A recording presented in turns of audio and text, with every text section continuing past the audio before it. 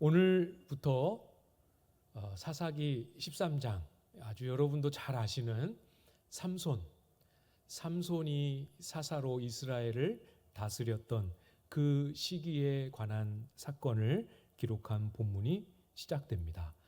꽤 오랜 시간을 들여서 우리가 살펴보게 되지 않을까 싶어요. 삼손이 사사로 부름을 받고 세워졌던 이 시대는 특별한 시대입니다. 여러 가지 면에서 다른 시대와는 구별되는 특징들이 많이 있어요. 그래서 본문에는 삼손이 출생하기 전부터 그 시대의 모습과 상황을 기록하면서 본문이 시작이 됩니다. 삼손의 부르심만 특별한 게 아니고 사실 이 시대 자체에 특별한 면이 있어요. 그게 뭐냐면 사사기 전체를 통틀어서 이제까지 지나왔던 어느 시대 못지않게, 어느 시대 그 이상으로 모든 사사 시대가 하나님 보시기에 악한 행실을 반복했지만 그 어떤 시대보다도 더 하나님께로부터 멀어져 있었던 시대입니다. 그래서 여러분 설교 제목 보셨어요? 블레셋 사람의 시대입니다. 블레셋 사람의 시대, 아주 의미심장하지요. 블레셋 사람의 시대라는 말에 무슨 의미가 담겨 있는지, 그리고 어떻게 이 소망 없는 이스라엘이 그렇게 무너질 대로 무너져 있는 그런 시대에 하나님은 과연 어떻게 포기하지 않고 일하시는지 우리가 같이 묵상해 보도록 하겠습니다. 먼저 1절 말씀을 보시면 이스라엘 자손이 다시 여호와의 목전에 악을 행하였으므로 여호와께서 그들을 40년 동안 블레셋 사람의 손에 넘겨주시니라. 익숙하십니까? 좀? 이게 사사 시대의 각 주기마다 시대마다의 이렇게 그 시대의 특징과 상황을 기록하는 패턴을 가지고 비슷한 표현과 주기를 가지고 본문이 기록되어 있기 때문에 비슷함 또는 익숙함을 느끼실 거예요. 그런데 특징이 있습니다. 지금 여기서 이스라엘 백성들이 하나님 앞에 악을 행했다 하는 것도 다른 사사시대에 봤을 때와 비슷합니다. 그래서 하나님께서 그들을 이방 나라의 누구에게로 손에 넘기셔서 이들이 얼마의 기간 동안 고통하게 하셨다라는 그 특징도 그대로 살아 있습니다. 그게 1절에 기록되고 난 다음에 2절 말씀에 보면 바로 삼손의 부모님에 관한 기록으로 바로 이어집니다. 그래서 삼손이 어떻게 출생하게 되고 사사로 부름을 받게 되는지를 바로 기록하기 시작하는 거죠. 뭘 말씀드리려는지 혹시 눈치를 채셨습니까? 이스라엘이 악을 행하고 하나님께서 이스라엘을 블레셋 손에 40년 동안 넘기셨는데 그 다음 내용이 없어요. 그리고 바로 사사를 준비시키십니다. 그 다음 내용, 빠져버린 이 내용이 혹시 무엇인지 짐작이 되십니까? 이스라엘 백성이 하나님을 향하여 우리가 아픕니다. 힘듭니다. 고통스럽습니다. 우리를 건져주십시오 하는 이 부르짖음이 빠져 있습니다. 여러분, 다른 나라가 침입을 하고 괴롭히는 일이 1년, 2년만 해도 얼마나 힘들겠어요. 한번 하루만 그런 일을 겪어도 우리 마음이 큰 아픔과 고통을 이렇게 마음에 간직할 수밖에 없는데 무려 40년입니다. 역대 사사 시대 중에 이방에게 지배를 받았던 최장의 기간이에요. 이 삼손 시대를 빼놓고를 생각하면 최장은 20년이었습니다. 2배죠. 40년 동안 지배를 받았습니다. 그래도인지 하나님 앞에 애원하지 않습니다. 영적으로 무뎌질 대로 무뎌졌습니다. 어느 정도 무뎌졌느냐? 때려도 아픈 줄을 모릅니다. 고통이 와도 이 고통이 없었던, 이 고통이 없도록 하나님이 우리를 은혜 가운데 돌보셨던 시절을 기억해내지 못할 정도로 무뎌졌습니다.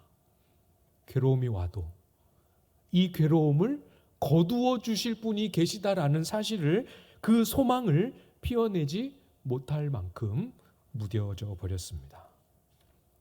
잘 보십시오. 굉장히 중요한 부분이에요. 블레셋과 싸우느니 차라리 우리가 이런저런 소갈이하고 힘겹고 긴장하고 하는 시간을 거치느니 차라리 블레셋의 지배를 받으며 살자. 이렇게 결정했습니다. 언제 이 결정들이 그들의 마음에 스며들었는지 정확히는 알 수 없지만 40년을 그렇게 살아왔어요. 40년 동안 살아왔던 그 세월을 기도로 극복한다. 기도하며 매달린다. 쉽지 않겠죠? 우리가 언뜻 생각해 봐도 쉽지 않아 보이지요? 이스라엘은 그냥 하나님 없어도 블레셋의 요구에 적절히 순응하고 맞춰가면서 살기로 그렇게 결정합니다. 실제로 나중에 삼손이 사사로 세워진 후에 블레셋과 이스라엘 사이에 이게 평화 아닌 평화가 이렇게 만들어져 버렸으니까 하나님이 삼손을 통해서 블레셋과 전쟁을 하게 하십니다. 한번 찾아가서 볼까요? 사사기 15장입니다. 나중에 그 본문 나올 때 우리가 자세히 살펴보겠지만 여러분 한번 가서 잠시 보겠습니다. 사사기 15장 11절 말씀입니다.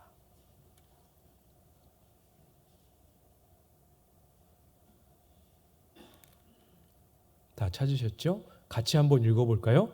시작. 유다 사람 3,000명이 에담 바위 틈에 내려가서 삼손에게 이르되 너는 블레셋 사람이 우리를 다스리는 줄을 알지 못하느냐? 내가 어찌하여 우리에게 이같이 행하였느냐 하니 삼손이 그들에게 이르되 그들이 내게 행한 대로 나도 그들에게 행하였노라 하니라. 무슨 상황인지 짐작이 오십니까?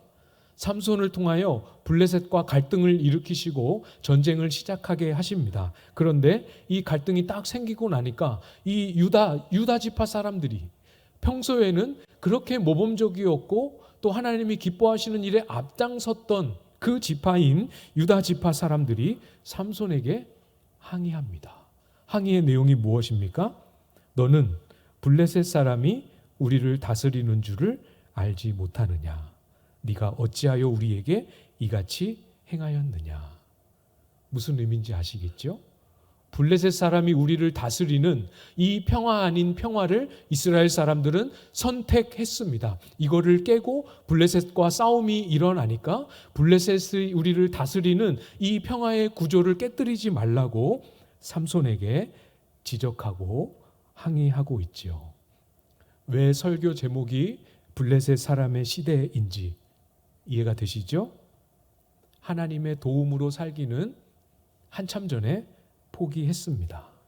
하나님 없어도 블레셋 사람이 적당히 우리를 지켜줄 수 있으면, 블레셋 사람이 테두리 안에서 우리가 적당히 순응하고 살 수 있으면 우리는 차라리 그 삶을 선택하겠다. 블레셋과 전쟁을 하고 블레셋을 몰아내고 40년 동안 한 번도 본 적이 없던 그 일을 위해서 우리가 목숨 걸고 하나님 앞에 매달리느니 블레셋 사람의 시대를 살겠다 결정한 것이죠.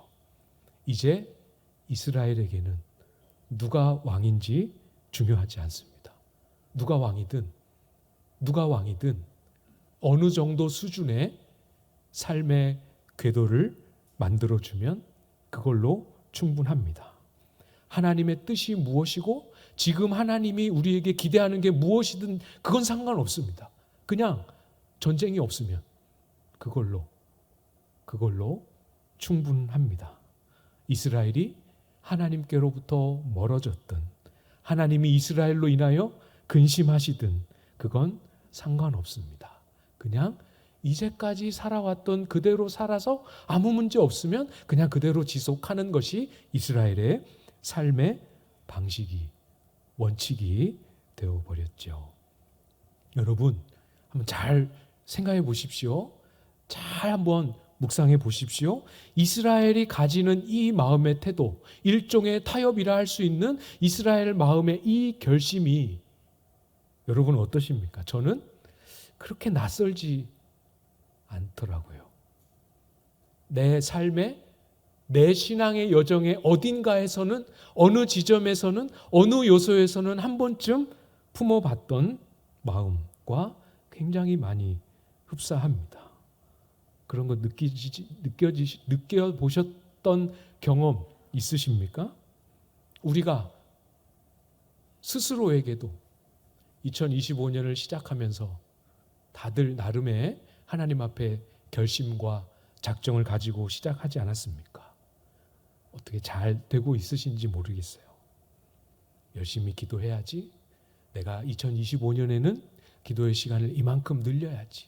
내가 2025년에는 일주일에 몇 번, 며칠 묵상을 해야지. 이렇게 여러분 나름대로 결심하고 작정하면서 시작하지 않았습니까?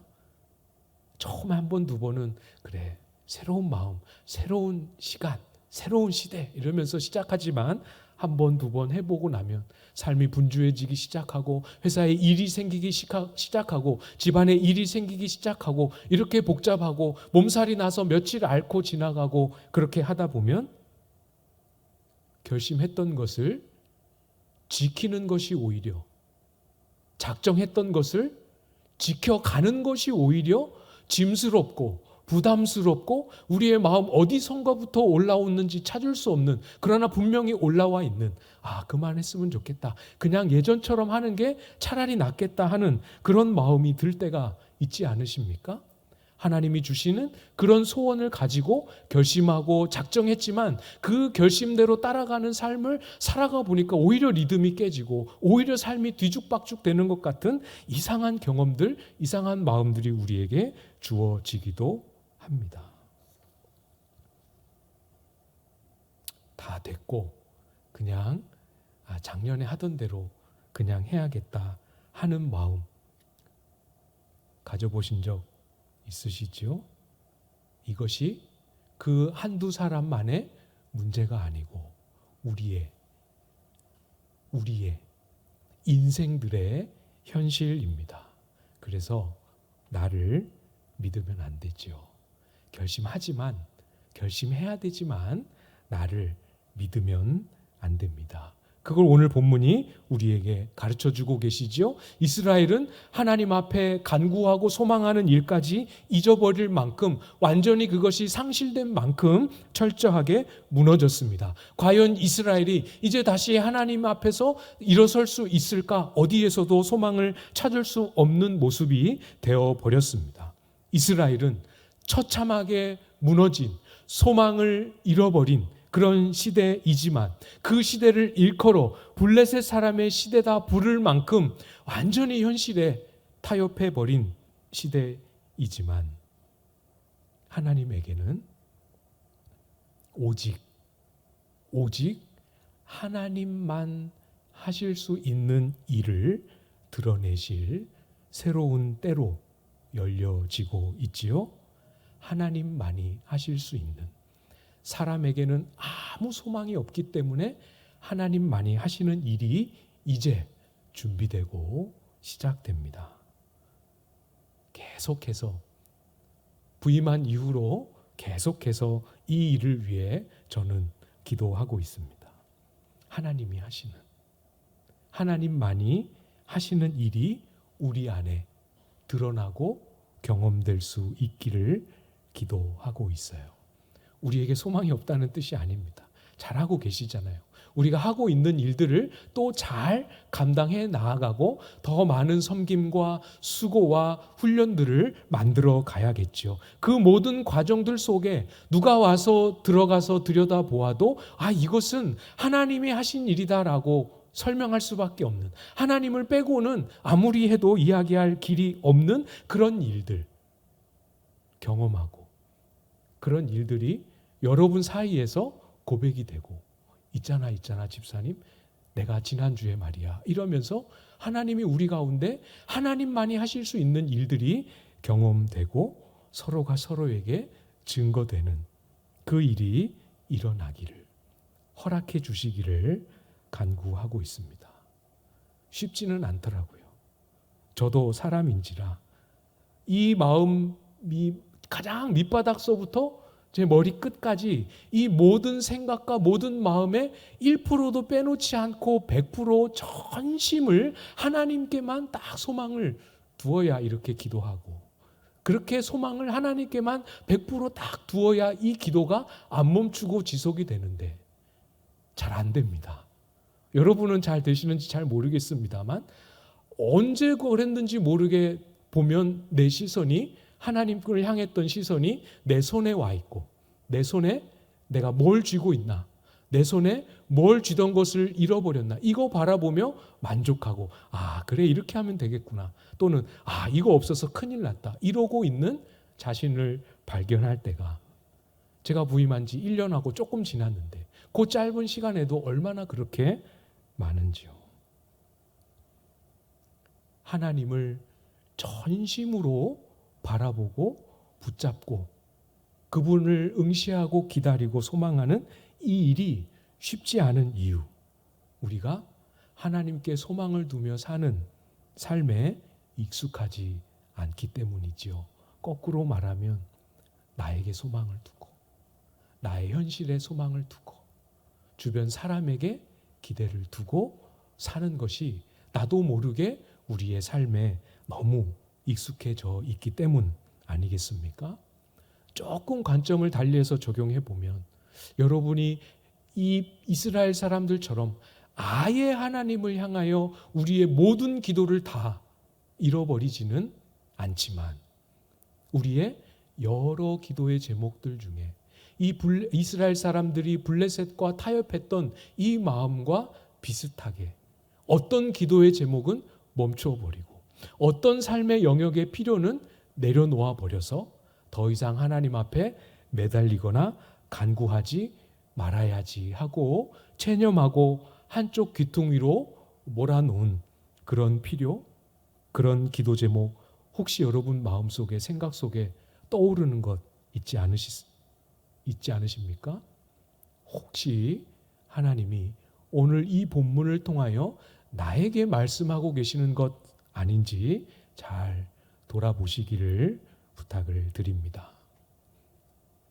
이런 시대에도 하나님은 일하십니다. 이런 여건에도 하나님은 전혀 구애받지 않고 하나님의 계획을 펼쳐 가십니다. 뒤에 가면 다음 주, 다다음 주 이렇게 보면 하나님의 보이시는 그 계획들, 하나님의 방법들이 많이 있지만 그 중에 하나만 오늘 조금 더 살펴보도록 하겠습니다. 3절 말씀인데요.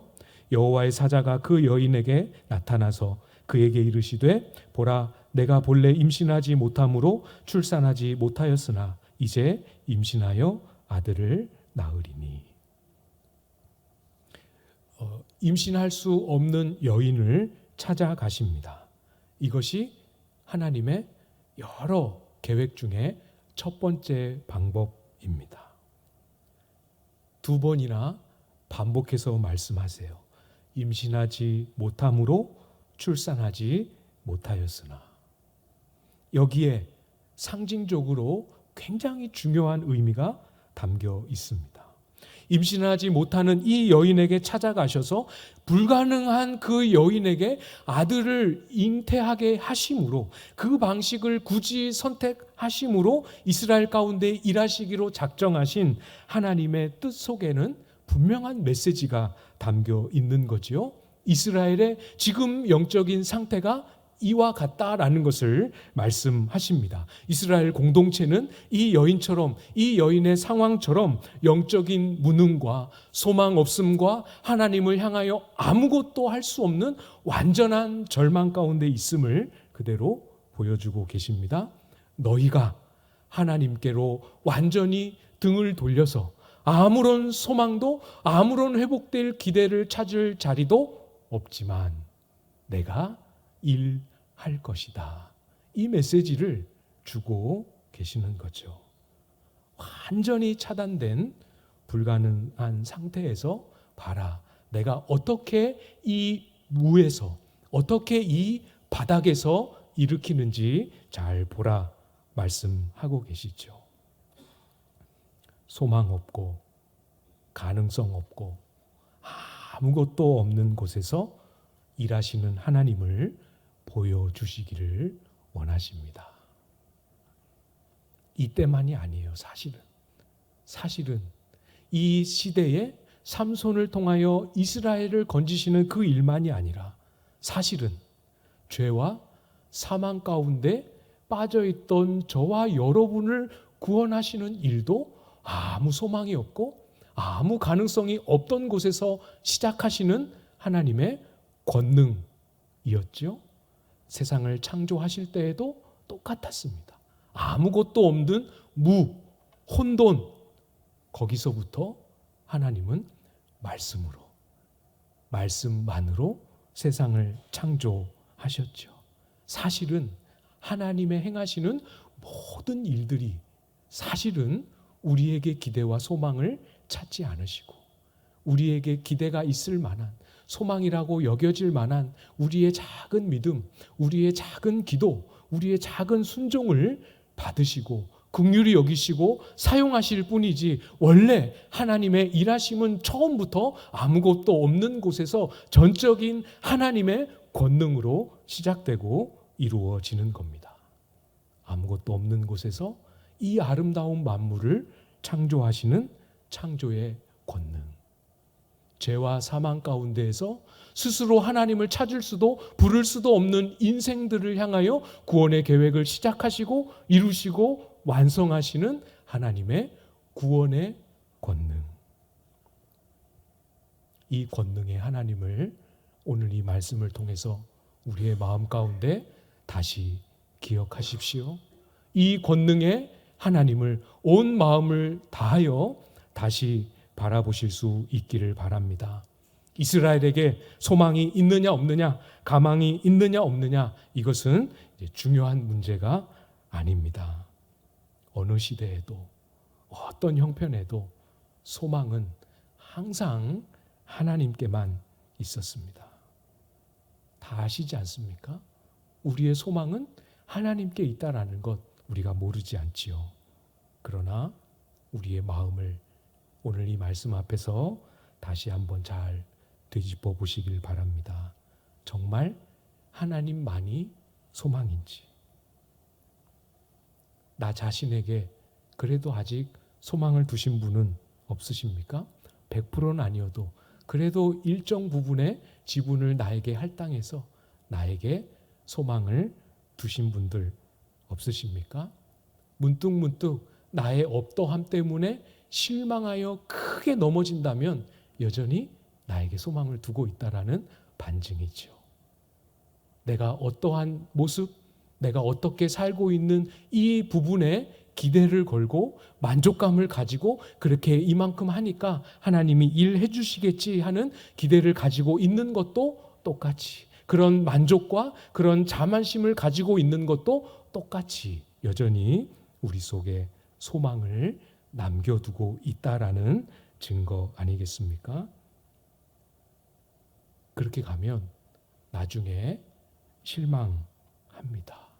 결국은 하나님이 하나님을 통해서만 하신다는 사실을, 우리는 믿을 만한 존재가 못 된다는 사실을 어느 지점에서든 깨달을 수밖에 없는 것이죠.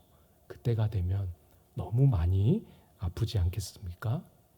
주님께 다시 우리의 마음과 생각을 잘 정돈하여서 주님께만 소망을 두실 수 있기를 바랍니다.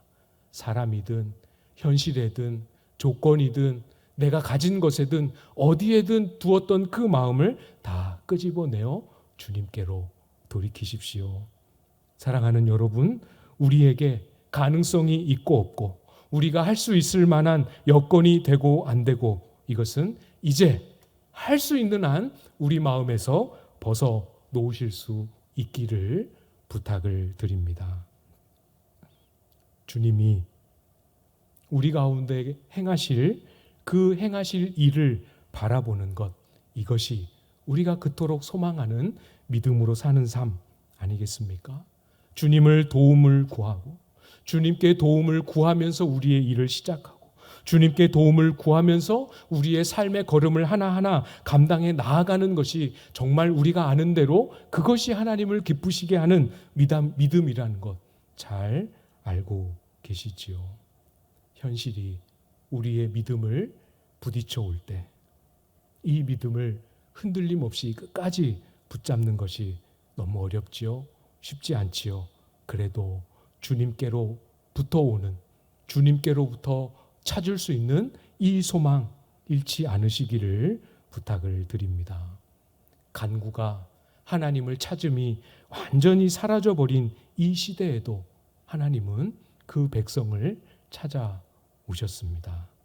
하나님을 바라는 자들, 하나님을 의지하는 자들을 결코 외면하지 않으시는, 아무 소망이 없어도 얼마든지 행하시는 권능의 하나님 꼭 붙잡으시고 우리의 개인의 인생 여정과 우리의 가정과 우리의 교회 속에 이 하나님의 일하심을 풍성하게 경험하고 증거하는 저와 여러분들 다 되실 수 있기를 주님의 이름으로 축복합니다.